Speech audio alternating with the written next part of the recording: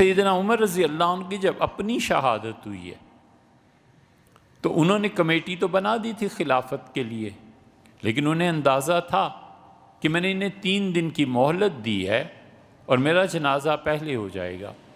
تو سیدنا عمر رضی اللہ عنہ کی یہ بڑی خاص چیز تھی، جنازے میں بھی انہوں نے خیال کیا، اپنا خیال تھا نا کہ 3 دنوں میں فیصلہ نہیں کر سکیں گے، تو فرمایا میرا جنازہ صہیب پڑھائیں، جیسے خباب رضی اللہ عنہ کے متعلق کہا تھا، مسلم کی روایت میں آتا ہے، اس لیے کہ جس صحابی رضی اللہ عنہ کے متعلق کہا تھا لوگ جب اسلام کی باتیں کرتے تھے کہ ہم مسلمان اور یہ وہ،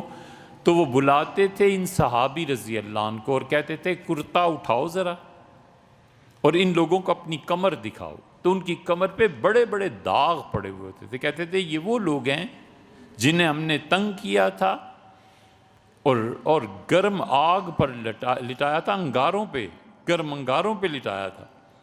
اور انگاروں نے ان کی چربی پگھلا دی تھی اور خون اور چربی نے مل کر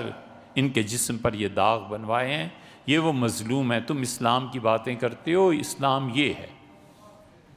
اور سیدنا عمر رضی اللہ عنہ کو پتا تھا کہ مظلوم کی دعا کتنی جلدی قبول ہوتی ہے، تو جنازے کے لیے سب سے زیادہ مظلوم آدمی کو چنا کہ اس پہ بڑے ظلم ہوئے تھے، یہ میرا جنازہ پڑھائے، اللہ سے مانگے گا، اللہ اس کی دعا کو قبول کرے۔